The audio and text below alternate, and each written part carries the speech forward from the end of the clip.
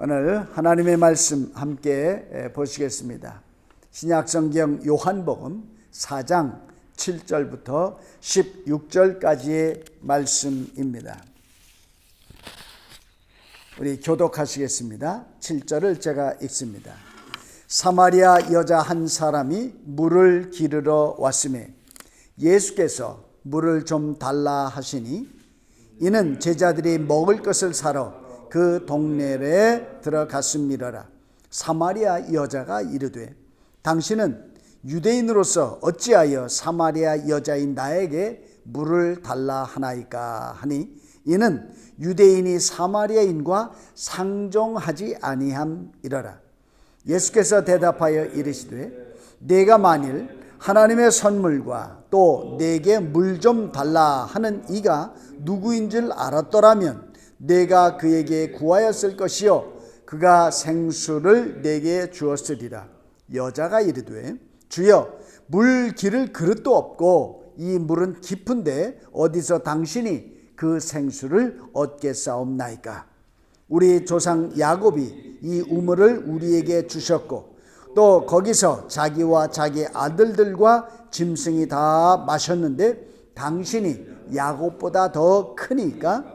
예수께서 대답하여 이르시되 이 물을 마시는 자마다 다시 목이 마르느니와 내가 주는 물을 마시는 자는 영원히 목마르지 아니하리니 내가 주는 물은 그 속에서 영생하도록 솟아나는 샘물이 되리라. 여자가 이르되 주여 그런 물을 내게 주사 목마르지도 않고 또 여기 물 길러 오지도 않게 하여 주옵소서. 이르시되 가서 내 남편을 불러오라. 네, 본문이 계속 되어집니다만은 여기까지만 우리 함께 읽도록 하겠습니다. 오늘 본문은 요한복음 4장이지요. 예수님과 그리고 예수님의 제자들, 예수님 일행이 이제 전도 여행을 하는 일정 중에 한 에피소드를 이렇게 말씀하고 있는데요. 전도 여행을 이제 유대 지방에서 다 사역을 마치셨습니다. 그래서 다시 갈릴리로 돌아가시는 길입니다. 그런데 갈릴리로 가려면 사마리아를 통과하면 빠른 길이고 사마리아를 통과하지 않으려면 먼 길을 돌아서 가야 됩니다. 그렇다면 유대인들은 어떤 길을 택하냐 하면 먼 길을 마다하고 돌아서 갑니다.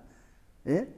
그런데 예수님은 직선 코스로, 쇼코스로 딱 가려고 이제 제자들하고 일정을 잡고 그렇게 진행해서 어느덧 사마리아 지역에 들어왔습니다. 그리고 수가라 하는 동네, 수가성에 이르게 되어졌습니다. 바로 여기에서 예수님은 수가성 마을 입구에 우물이 큰 우물 하나 있었죠. 오늘 본문 말씀에 보면 야곱의 우물이라. 그러니까 예수님의 선대지요. 예수님의 쭉 족보로 올라가면 예수님의 선대인 야곱이 이제 이 우물을 파 놓았다라고 하는 됩니다. 예수님은 바로 그곳에 가셔서 이제 먼 길에 오시냐고 피곤도 하시고 또 목도 마르시고 또 배도 고프셔서 이렇게 되셨습니다. 그래서 제자들 보고 성내에 들어가서 이제 마을에 가서 먹을 것 좀 이제 사오라 하고 예수님은 그 우물가에 옆에 벽에 이렇게 앉아 계셔서 쉬고 계실 때였다는 겁니다. 바로 이때에 이제 일어났던 이야기를 오늘 함께 나누면서 우리에게 주시는 메시지를 생각해 보고자 합니다. 오늘 설교 제목이 뭐예요? 한번 읽어보세요. 주보에서.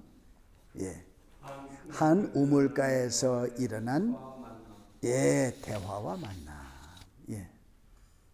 세상을 살다 보면 꼭 만나야 할 사람이 있고 만나지 않아야 할 사람이 있습니다. 만나서 안 될 사람이 있고 반드시 만나야 될 사람이 있다는 거지요. 왜냐하면 이 만남이 행복의 씨앗이 되기도 하고 불행의 씨앗이 되기도 하기 때문입니다. 오늘은 예수님과 사마리아에 있는 한 여인, 이 두 사람의 만남을 소개하고 이 두 사람의 만남이 얼마나 복됐는지를 말씀하고 있습니다. 오늘 두 사람 만남입니다. 사마리아 여인. 여인을 만난 거예요. 그런데 이 여인은 사마리아 여인이에요. 예수님은 이 여인을 만나는데 이왕 수가성에 갔고 사마리아에 어렵게 행차하셔서 갔었으면 그 사마리아의 두령 정도, 시장 정도는 만나고 이래야 될 텐데, 아니 시장하셔서 겨우 예수님이 가셔서 또 예수님이 겨우 그저 물 한 컵 여인에게 물 달라고 하시는 거는 좀 그렇지 않습니까? 그런데 예수님이 물 달라고 하는 이 여인, 예수님이 지금 만나고 있는 이 여인은 문제가 될 만한 윤리적인 결함을 가지고 있는 그런 사람입니다. 사실 유대인들과요, 이 여인이 말한 대로 사마리아 사람들은 아예 상종을 안 합니다. 유대인들은 사마리아 사람들을 개 취급을 하는 거예요. 아주 멸시하는 거예요. 아주 사람 취급을 안 해주는 거예요. 천대하고 박대하고. 그런데 더구나 예수님은 유대의 남자로서, 그리고 아직 결혼한 독신 싱글에다가 이 두 분이 만나면 안 되는 거예요. 원래는 서로 인사해도 안 되는 거예요. 보통 때 같으면 인사 결코 안 하고 그냥 지나가는 거예요. 못 본 척하고. 이 경계를 넘어가면 안 되는 겁니다. 이 예수님 이 당시에는 남자들은 여자들하고 공식적으로 대화를 나누지를 않아요. 사실 심지어 부부라 해도 문 밖에 나가서 주면 남자가 앞에 서고 여자는 뒤에, 부인은 뒤에 따라오는 거예요. 어디서 많이 보신 그림들 아니에요? 네. 한국의 옛날 유교적인 전통이 있지 않습니까? 그래서 옛날 이렇게 드라마를 보거나 옛날 거를 보시면 잘 아실 거예요. 남자는 저만큼 가면 아낙네가 뒤에서 애 데리고 혹은 업고 안고 이렇게 따라가는 것 보셨을 겁니다. 옛날 한국 전통하고 비슷합니다. 더구나 랍비들, 예수님도 랍비라고 불리셨잖아요. 이 랍비들은 이 관습을 꼼꼼하게 준수했습니다. 보세요. 제자들이 먹을 것을 사러 동네에 갔다가 와서 보니까 볼 수 없는 광경을 본 거예요. 우리 선생님이, 예수님이 누구하고 지금 얼굴을 마주대고 대화를 하고 계세요? 사마리아 여인 아닙니까? 깜짝 놀라서 당황을 하고 있었던 거예요. 그런 것을 오늘 성경 본문이 놓치지 않고 말씀하고 있습니다. 제자들이 놀란 것이 전혀 이상할 것이 없습니다. 예수님은요, 명확하게 그어져 있었던 이 사회적인 선이 있습니다. 이 경계선을 그냥 넘어가셨어요. 사실 이 두 분은 만날 수도 없고 대화할 수도 없는 그런 장벽 같은, 만리장성 같은 그 장벽이 꽉 있었는데 말입니다. 이렇게 못 만나는 것이 법입니다. 율법에 그렇게 기록되어져 있고 수백 년 동안 이런 전통 속에서 금지 규정을 예수님이 모르는 바가 아닙니다. 그러면 도대체 왜 예수님은 이런 가십에 오를 만한 이런 위험을 감당하셨을까 하는 겁니다. 그리고요, 오늘 예수님이 이제 우리 다 읽지는 못했습니다만은 요한복음 4장에 보면 아주 신학적으로도 깊은 얘기라고 할 수 있는 것 있잖아요. 예배하는 자는 성령과 진리로 예배할지니라 라고 하는 것, 예배에 관한 것, 아주 보통 깊은 신학적인 얘기를 담고 있는 것이 아니거든요. 그런 이야기를 여인하고 하는 거예요. 그런데요, 유대교의 전통에 따르면 여자들과 소녀들, 어쨌든 치마 입은 여자에게는 진리를 가르치질 않았어요.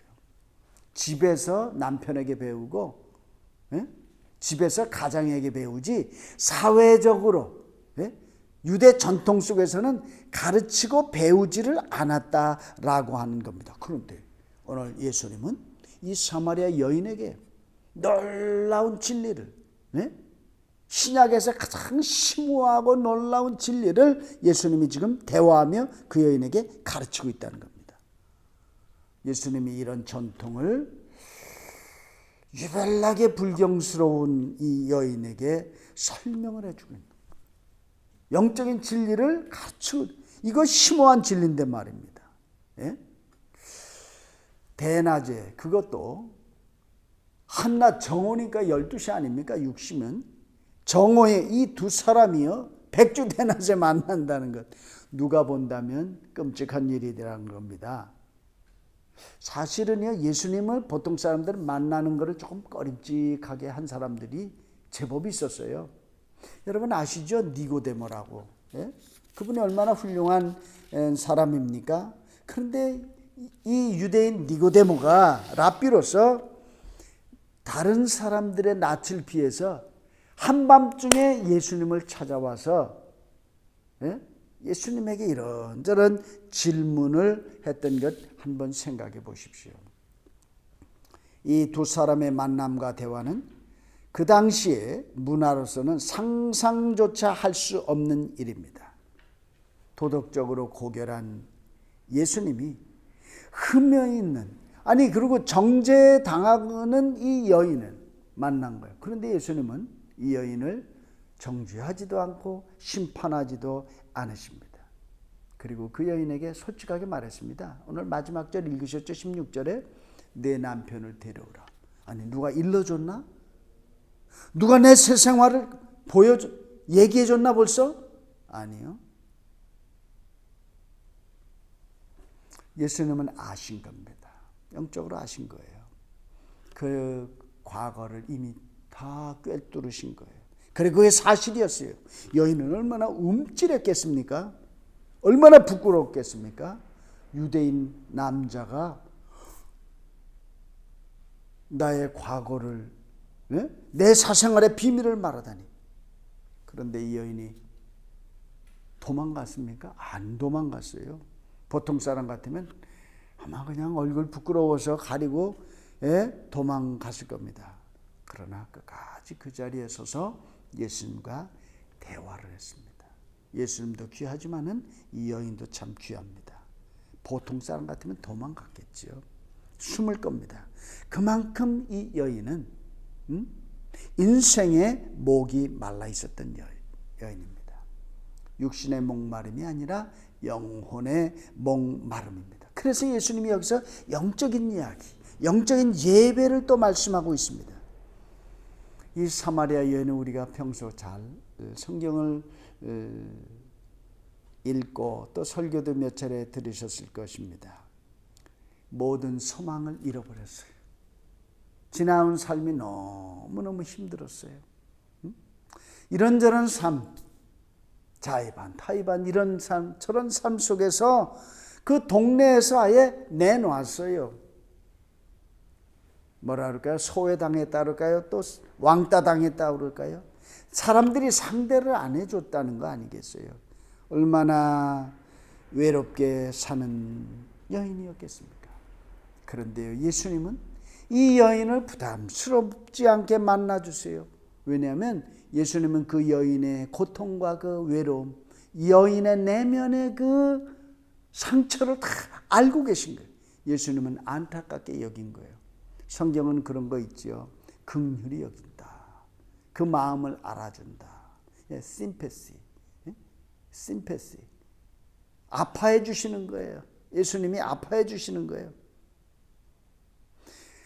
예수님이 내 남편을 불러오라 라고 한 그 말에 부끄러웠지만은 이 여인은 이분이 내 과거를 들춰서 나를 정죄하고 비난하려고 하는 것이 아니라 나에게 뭔가 알고 나에게 뭔가 내가 모르는 도움을 주시려고 한다는 사실을 직감적으로 알았다는 겁니다. 그래서 뭐라고 그랬습니까? 선생님 하다가 그 다음에는 선지자십니다. 이렇게 나오지 않았습니까? 네, 알아챘습니다. 자기의 과거가 들통났는데도 머물러 있는 겁니다. 그렇습니다. 우리가 하나님 앞에 나온다고 하는 것, 우리가 이렇게 진리를 대면한다고 하는 것은 내게 드러나지는 거예요. 그래서 숨으라는 것이 아니라 이 드러난다는 것은 치료가 된다는 거예요. 드러나져야, 진찰이 되어져야 고쳐질 것이 아닙니까? 그렇습니다. 빛길로 가는 길을 방향을 바로 잡아주시는 그런 예수님 아니겠습니까? 그래요. 그런데도 이 여인 도망가지 않고 얼마나 예수님 옆에 있었습니까? 그래요. 말씀해 주세요. 응? 그러면서 이 여인, 그렇게 보면 이 여인은 참 용기 있는 여인이었습니다. 마가복음 2장 17절에 보면 예수님이 이런 말씀을 하신 적이 있어요. 건강한 자에게는 의원이 쓸데없고 병든 자에게라야 의사가 필요하지 않냐. 내가 의인을 부르러 온 것이 아니라 죄인을 부르러 왔다. 우리 오늘은 오늘날의 교회라고 하는 데를 우리가 보셔야 합니다. 교회는 아주 깔끔하고 교회는 흠이 없는 사람들로만 되어지는 것이 맞습니다. 그렇죠? 아니요. 흠이 있는 사람, 부족한 사람 다 모이는 것입니다. 목욕탕에 왜 가나요? 때 씻으러 가지. 멀쩡하게 때 없는 사람이 왜 목욕탕에 갑니까? 병원에 왜 건강한 사람이 갑니까? 건강 진단하러 가시는 거죠. 네, 그렇게도 합니다. 교회에 왜 오세요?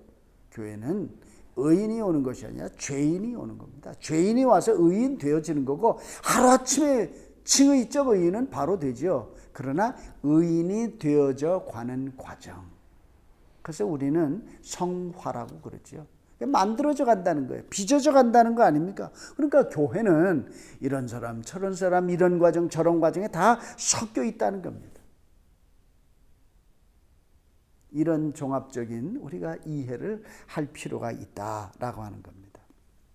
사마리아 여인 삶이 참 고단했습니다. 아무 여인의 삶이 아니었습니다. 그렇죠? 그렇다고 이 여인이 무슨 아주 버릴 여인이었습니까? 아닙니다. 나름대로 자기 인생을 잘 살아보려고 했었던 노력을 한 사람 아닙니까? 예. 흔히 우리는 그럽니다. 행복하려면 이런 조건 저런 조건이 다 맞아야 된다고. 시집을 잘 가야 된다. 남편 잘 만나야 된다. 아들, 딸 잘 낳고 손발이 멀쩡하고 잘 키워야 된다. 이런저런 얘기 많이 하지 않습니까? 예. 행복? 뭐가 행복입니까? 돈을 얼마나 벌어야 우리는 행복할 겁니까? 높아지면 얼마나 높아져야 행복할 겁니까? 힘을 가지면 어떤 힘을 가져야 얼만큼 행복해질 겁니까? 지난주도 말씀드렸습니다만 한 나라에서 최고의 권력들을 잡으신 분들이 지구촌에 여러분들 계시더라고. 나 그분들 스스로 행복하다고 하시는 분 없는 것 같아요. 다 잠들 못 주무실 것 같아요. 아베는 무슨 배가 아프다면서요? 예? 그래서 그만둬야 된다면서요? 예. 힘을 얼마나 갖고 얼마나 남을 지배하고 다스리고 해야 직성이 풀리겠습니까? 그분 행복한가요? 그건 안 물어봐서 잘 모르겠어요. 네. 남 얘기 말고 내 얘기 해보시죠. 나는 진정 무엇을 가져야 행복할까? 나는 얼만큼 가져야 행복할까? 그러다 보니까 유혹에 흔들리고 유혹 당하고 그런 게 또 인생 아닙니까? 아마 이 사마리아 여인이 그런 대표하는 여인 사람이라고 해도 좋을 것 같습니다. 저와 여러분 어떠한 인생을 살아가면 좋겠습니까?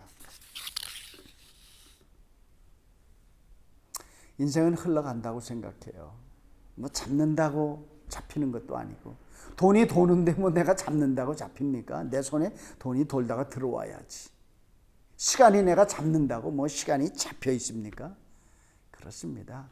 오는 그저 흐르는 물을 잡아서 세수하고 한 움큼 잡아서 내 입에 목마른 목을 축이는 것 아닙니까? 써야지요. 소비해야 되지요. 돈도 쓰고 물도 쓰고 시간도 쓰고 인생도 쓰는 겁니다. 한 번 가면 안 돌아오니까요. 생각해 보십시오. 저는 그 전에 그런 야야 아꼈다 똥 된다. 이 설교용어는 아닌데. 아꼈다 뭐 된다 거식이 된다 뭐 그런 얘기 들어보셨죠? 저도 어려서 맛있는 거 있으면 우리 형제가 오남매니까 혼자 먹으려고 다 꽁친다고 그래요. 근데 숨겨놨다가 깜빡해. 나중에 보면 그야말로 거식이 된 거예요. 먹지도 못하고 주지도 못하고 그렇게 됐습니다. 다 썩어버렸습니다. 아꼈다가 혼자 욕심 부렸다가 그렇습니다. 부자들은 아무나 부자가 되는 게 아니래요. 뭐 이런저런 게 있고 부자 되는 아빠도 있고 뭐 부자 되는 엄마가 있는지는 모르겠습니다만은 부자 되는 비결이 있대요. 그 중에 하나가요. 근검절약한다는 거예요. 뭐 그리고 있는 돈 얼마를 뭐 저축한다고 뭐 이렇게 충고해요.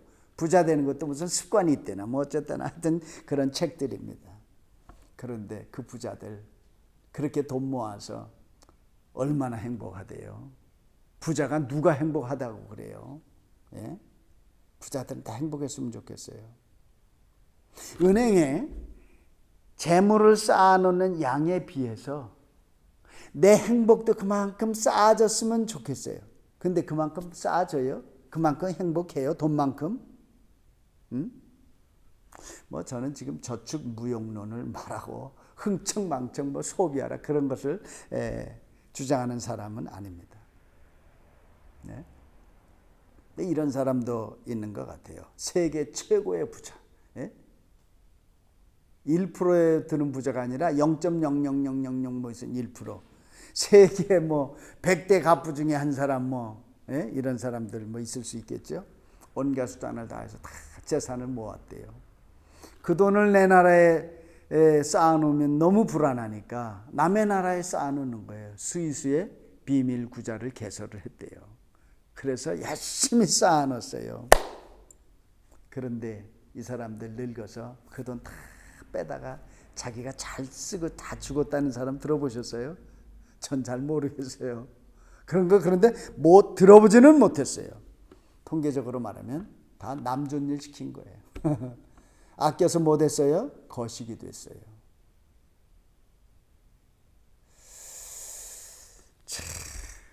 죽음 앞에서 비로소 깨닫는 것이 있어요. 야곱의 환도뼈 교훈이라 그러는데요. 야곱이 환도뼈가 부러지고 나서야 비로소 깨달았다는 말입니다. 이제 이번 주 목요일 날 저스트 쇼업에서 우리가 공부하고 있는데요. 책 읽고 있는데요. 그 내용 중에 나눈 내용 중에 하나입니다. 우리는 아주 인생에서 값비싼 대가를 치르지 않고는 대부분의 사람들이 가장 값진 인생의 교훈을 배우지 못한대요. 그저 환도뼈가 한번 부러지듯이 그런 아픔과 고통을 겪고 나서야 뼛속에 새기는 교훈을 갖는다. 아이고 참 큰일입니다. 사마리아 여인은 우연히 예수님을 만났고 예수님에게서 놀라운 진리를 배웠습니다. 이 여인도 남다르게 환도뼈 교훈이 있는 것 같습니다. 그러니까 어떻게 됐어요? 180도 인생의 변화가 되었어요. 그 여인은 이런 고백을 할 거예요. 내 인생, 나는 허무했고 나는 팔자가 어마어마하게 센 여인이었다. 그러나 내 삶을 봐라. 나는 기적이다. 이제는 나만큼 행복한 사람이 없다. 나는 세상에서 가장 멋진 삶을 지금 살고 있다. 이렇게 보면 인생의 쓴맛을 경험한다는 것은 그렇게 나쁜 것만은 아닙니다. 왜? 큰 약이 되기 때문에, 인생의 철이 나기 때문에. 나이 많다고 인생 오래 살았다고 철난다는 게 아닌 거를 저는 목회를 오래 하면서 나름 이렇게 보았습니다. 예수님이 사마리아를 찾은 것이 이 여인에게 축복입니다. 예? 예수님은 오늘도 소외된 자, 오늘도 스스로 이런저런 인생의 실수와 그리고 인생 삶살이에 쓴맛 딴맛을 다 보고 살아가는 인생들을 찾아 나서셨습니다. 그리고 나와 여러분을 찾으시고 오시고 그리고 또 오십니다. 이 오시는 예수님을 맞이하시는 여러분 되시기를 바랍니다. 오늘도 목이 말라 정오에 물길러 우물가에 가는 인생들이 많이 있습니다. 그분들을 예수님은 만나 주십니다. 우물가에 가면 예수가 계십니다. 만날 것인가, 그를 맞이할 것인가, 그를 거부할 것인가. 그는 내 몫이에요. 내 결단이에요.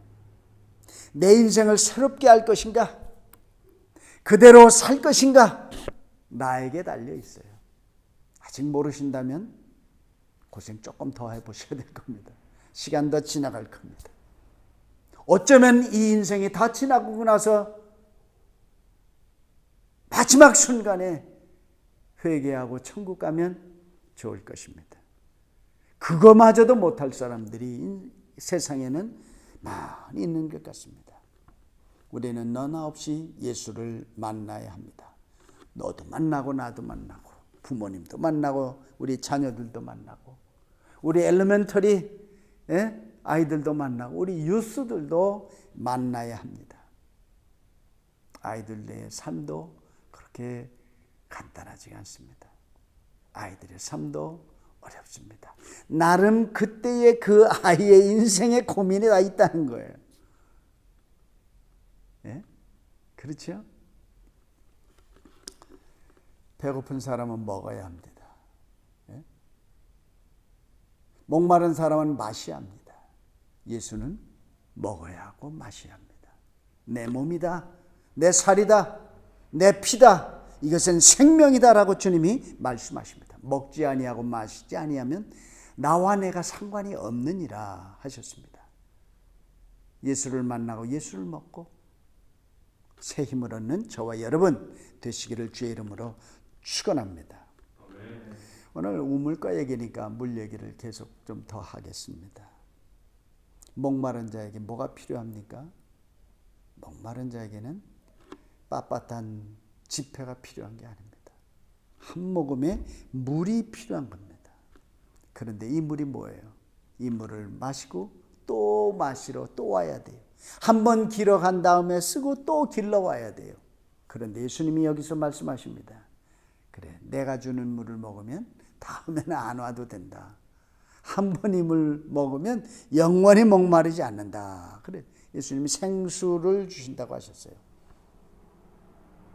예수님은 물에 대한 교훈과 말씀을 많이 하셨어요. 사마리아의 여인, 인생의 목이 마른 거예요. 오늘 현대인들은 목마른 인생들이 많이 있습니다. 어른들만 아니, 아이들도 목이 마릅니다. 부모님들 아이들하고 얘기해 보십시오. 걔가 어디가 목이 마른지. 아이들이요, 그냥 아이라고만 생각하지 말고 그냥 학교 보내주고 돈 주고 옷 주고 집 주고 재워주고 이뻐하다 그러면 그 아이는 행복할 거라고만 생각하지 마십시오. 결코 그렇지 않습니다. 이 사마리아 여인은 누구보다도 욕구라 그럴까요? 어떤 행복에 대한 욕망이라 할까요? 이런 게 강했다. 저는 그렇게 추정하고 싶습니다.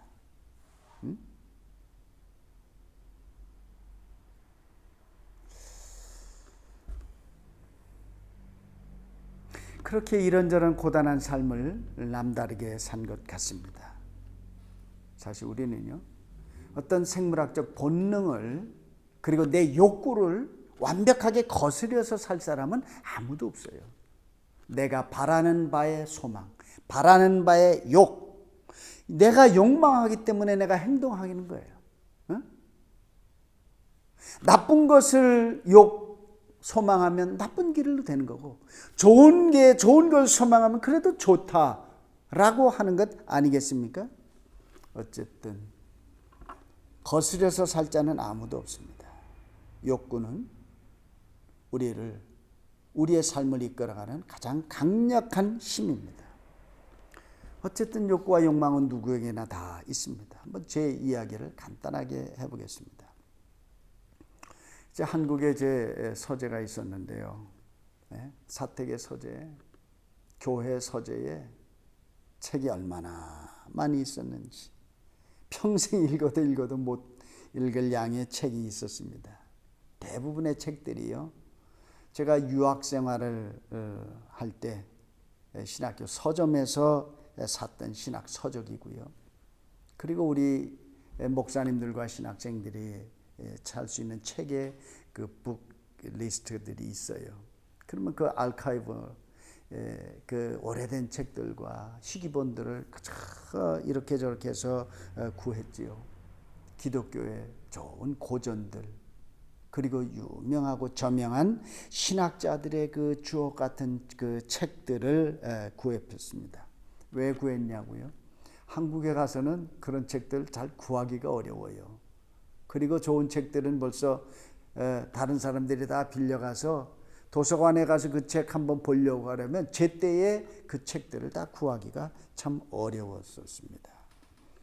유학 시절 얼마나 빠듯한 삶이었는지 모릅니다. 그러나요, 책 구입하는데 많이 돈을 썼어요. 저희 아내가 얼마나 너그럽게 생각해 주었는지 모릅니다. 그 많은 책들, 제가 배우고 학생들을 가르치고 연구하는 데 도움이 됐습니다. 물론 그 많은 책들 다 읽지 못했습니다. 내 욕망이 그렇게 컸었던 겁니다. 책에 대한 욕심의 결과였습니다. 정리하고 산타마리아에 오면서 제자들에게 나눠주고 후배들에게 나눠주고 교인들에게 볼만한 책들 다 나눠주고, 그 중에도 책이 헤어지고 오래돼서 빛이 발한 책도 있었는데요, 쓰레기통에 미련 없이 다 던져버렸습니다. 그때 제가 제 서재를 정리하면서 반성했습니다. 이 또한 욕망이었구나. 이것도 또 다른 탐욕이었구나. 그렇게 반성했습니다.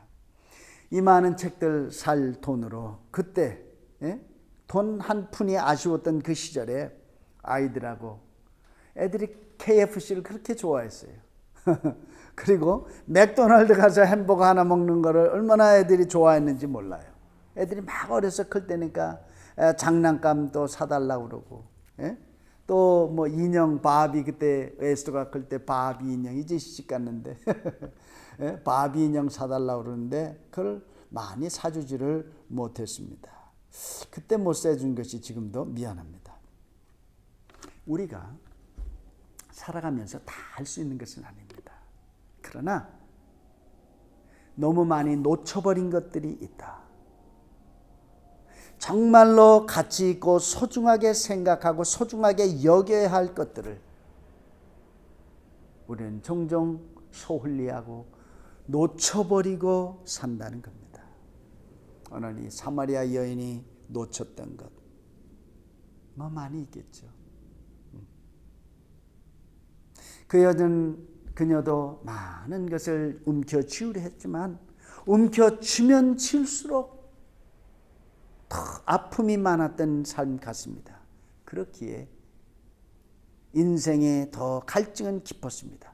바로 이 여인이 다섯 번째 남자와 남편을 삼아 살고 있었을 바로 그때에 예수님을 만난 겁니다. 낯선 남자, 유대 남자. 그러나 이 예수님은 사마리아 여인을 이해심 있는 그리고 따뜻한 말로 배려해 주고 있는 것입니다. 그 여인에 있는 그 삶 그대로 알아주고 인정해주고, 그리고 그 한 여인을 누가 뭐래도 한 존엄한 인간으로서의 사랑하신 겁니다. 그러니 예수님께서 이렇게 대우해주고 대접해주고 대화를 하는 것 아닙니까?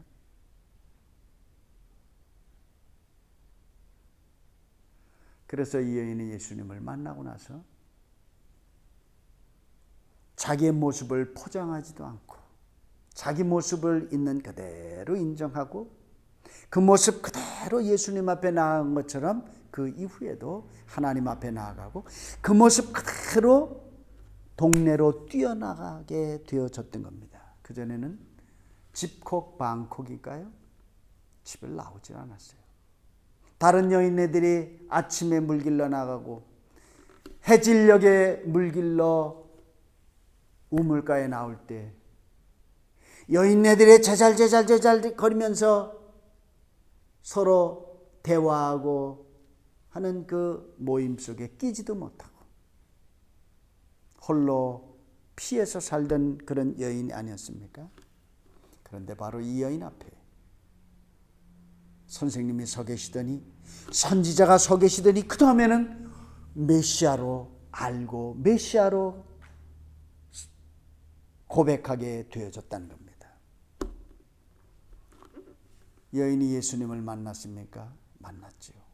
그러나 이 여인이 여기까지 있는 것을 만나러 온 것은 예수님. 그 사회적인 관습인 정치적인 모든 그 장벽을 허물고 예수님이 위험을 무릅쓰고 이 수가성 이 우물가에, 자기 조상의 야곱의 우물입니다마는 바로 이 우물가까지 찾아오신 겁니다. 예수님은 담장을 얼마든지 뛰어넘을 수 있는 분입니다. 저는요 두려움이 많아서 담을 못 뛰어넘어요. 목사라 옷도 좀 이렇게 설교하려면 뭐 다른 복장을 좀 해야 되잖아요. 편안한 복장을 하기가 조금 어려워요.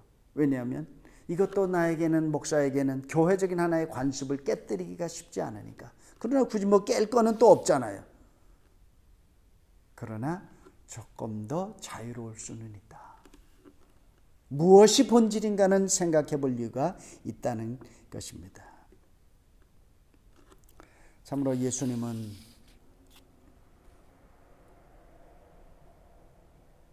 당당하셨어요. 그러니까 그것을 넘어가시는 것 아니에요.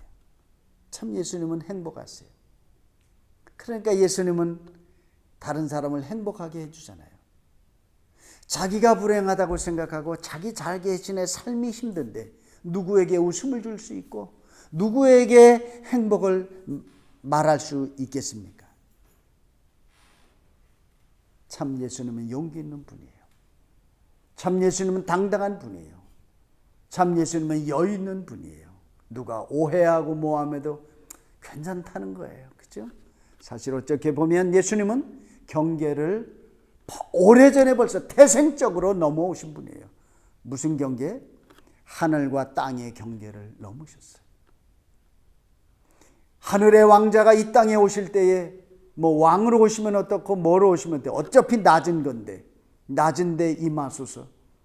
여기 와서 폼 잡아봐야 무슨 폼을 잡겠냐. 여기서 광 내봐야 무슨 광이 나오겠느냐. 버릴 거 다 버린 예수님. 우리는 그렇게 하기 힘들어요. 그러나 예수님은 이 땅에 오셔서도 스스로 불행타 생각지 않아요. 내가 여기서 쫓겨온 것이 아니라 아버지의 뜻을 받들어서, 아버지 내가 가겠습니다.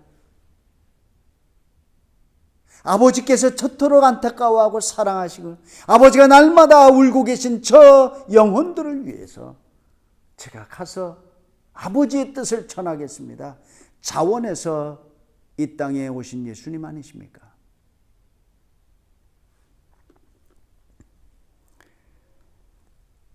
그렇기 때문에 예수님은 불행에 울고 있는 여인의 눈물을 닦아줄 수 있고, 예수님은 하늘의 행복을 알고 이 땅의 행복이 무엇인지를 알기에 그 여인에게 행복을 줄 수 있었던 것 아니겠습니까?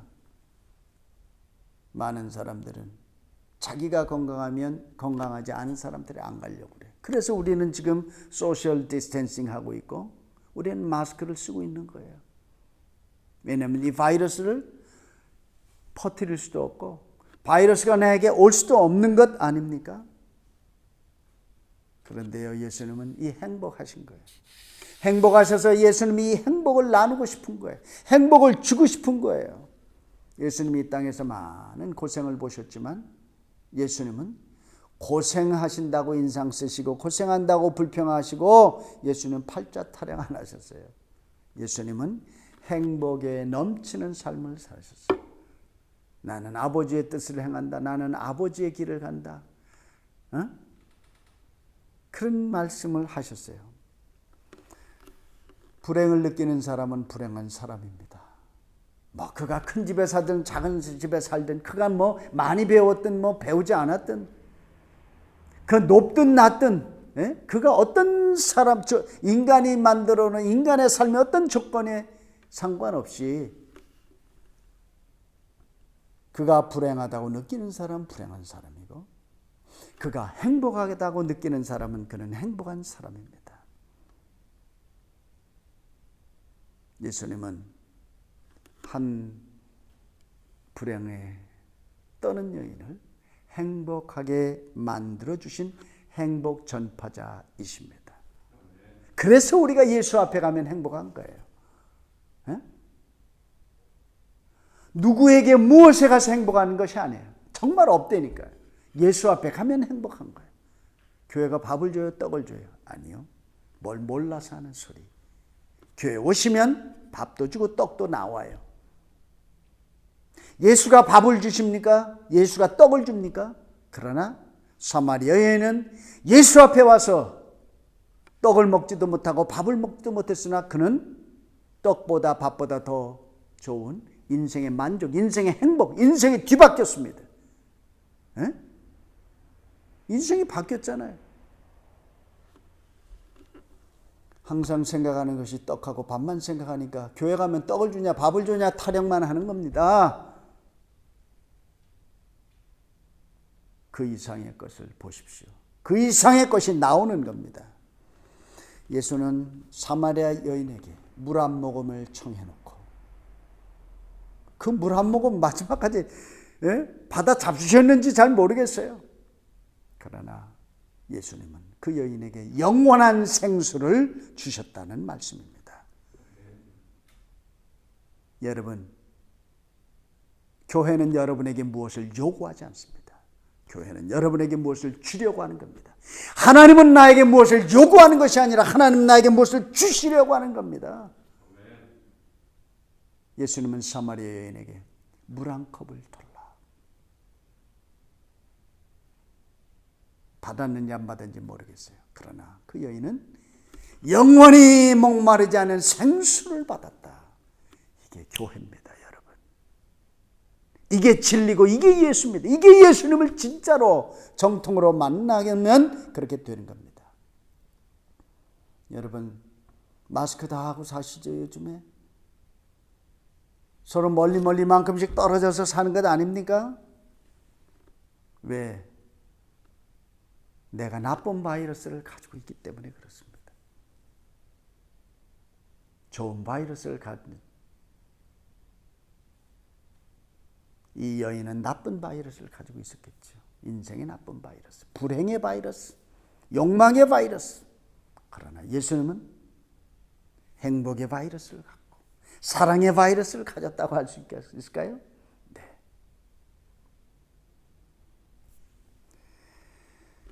행복 바이러스를 감염시켰습니다. 행복 바이러스를 전파했습니다. 오늘 세상은 모두 못 살겠다, 힘들다, 어렵다, 죽어간다 그러고 있습니다.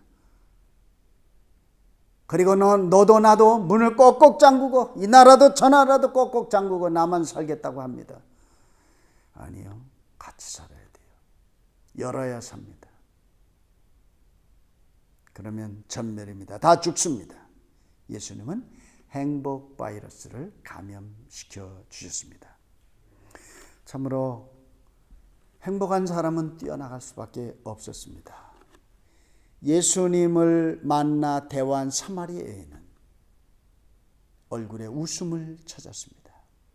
단연코 이 여인은 웃고 사랑하고 행복해져서 아마 시집도 한 번 갔을 것 같아. 나는 이렇게 이쁜 여인 왜 남자들이 못 보겠어? 예? 인생이 달라졌는데. 그래서 평생 동안 더 건강하고 더 행복하고 모르겠어요. 예? 뭐 예수님은 줄에 섰다는 말 없으니까 누가 베드로가 가서 줄에 섰는지 성경에 안 써 있습니다만은 이 여인은 독보적인 존재.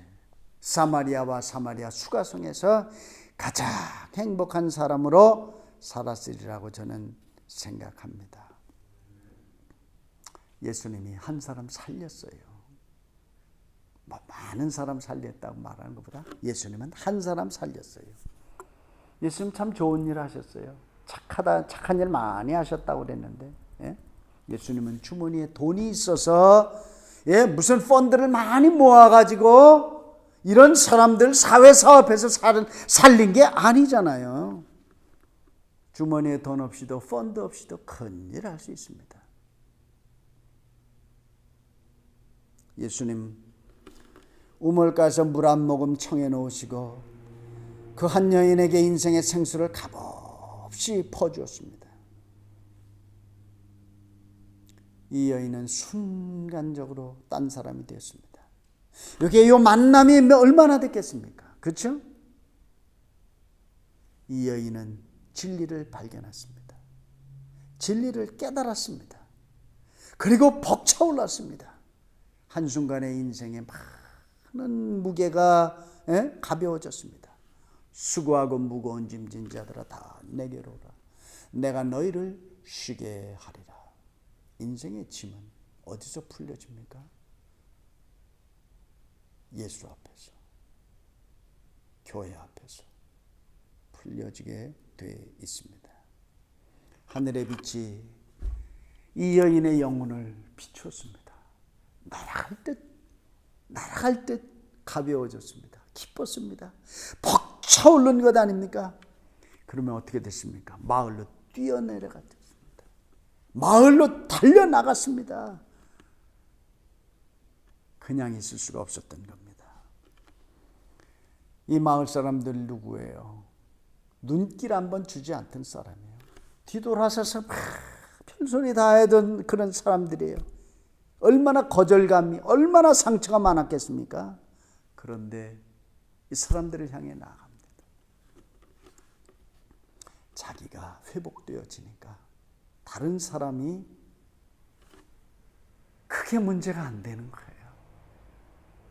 크게 문제가 안 되는 거예요. 여러분, 어떤 사람들은 신앙생활 하다 보면 너 누구 때문에 뭐 어쩌고 누구 때문에 뭐 때문에 뭐 시험 들었네 뭐 다 자기께 문제가 있어서 그래요.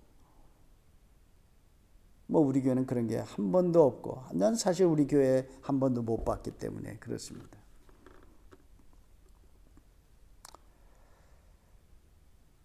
이 여인은 뛰어나갔습니다. 마을 사람들이 이 여인의 목소리를 압니다. 그리고 아낙네들 대화하고 이제 마을의 그 여인들이 이 사마리아 바로 이 참 그 여인이 변화되었다는 걸 직감적으로 감지했습니다. 그렇죠? 내가 변하는 것은 옆 사람이 바로 압니다. 아내가 은혜 받으면 남편이 안 되니까요. 믿지 않는 남편이라도 알아요.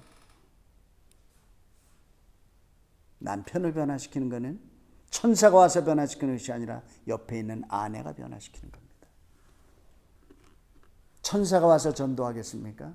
그럴 수도 있겠죠. 아니요. 옆에 있는 천사인 아내가 남편을 전도하지 않는데 누가 전도를 합니까?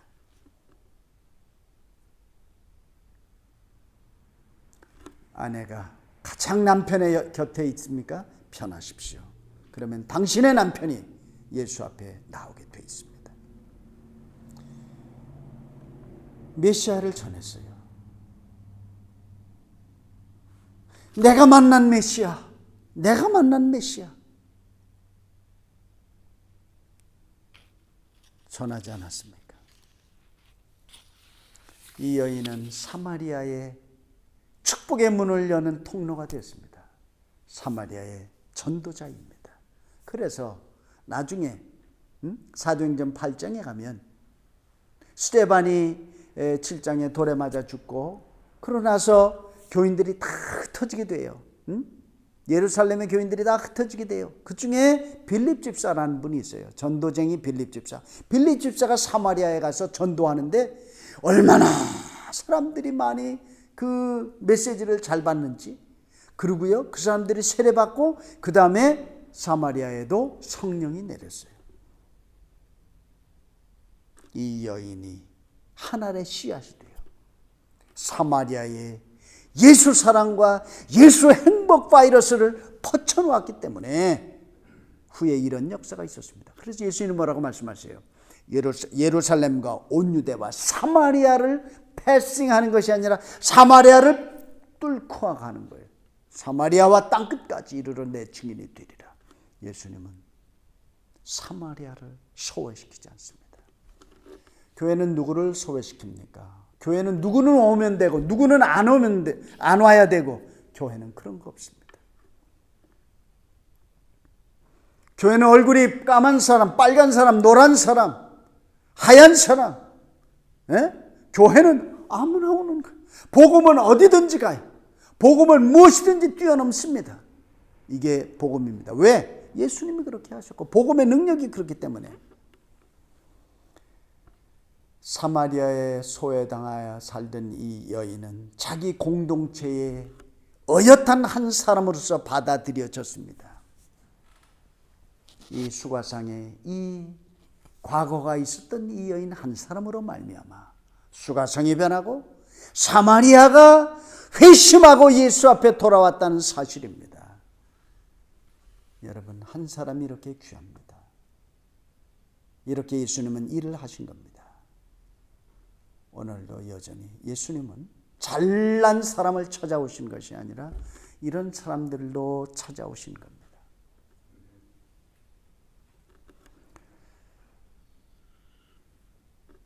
오늘날 우리 교회들은 어떻게 해야 합니까? 예수님은 교회 안에서만 구원자이십니까? 아니요.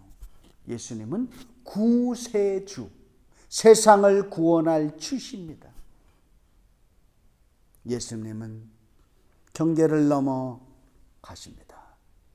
그래야 리치 아웃입니다. 세리와 창기의 친구들이라. 그 말이 맞습니다. 교회는 어떻게 해야 될까요? 교회도 넘어가야 할 것입니다. 끼리끼리가 아니라 너도 나도 사실 깨놓고 보면 똑같은 사람들 아니에요. 뭐가 그렇게 훌륭하고 뭐가 그렇게 잘났습니까? 사람은 같습니다. 하나님 앞에 의인은 없나니 하나도 없다. 다 그렇다면 뭐예요? 다 죄인이라는 거예요. 너도 나도 다 구원받을 자라. 배웠어도 못 배웠어도 가졌어도 못 가졌어도 인생은 다 구원받아야 할 존재라는 겁니다. 교회는 경계를 넘기 위해서 용감해야 되고, 교회는 지혜가 필요하고, 교회는 기도해야 합니다. 때로는 우리가 스스로 복음을 제안하고 교회 활동과 능력을 제한하지 않는지는 모르겠습니다.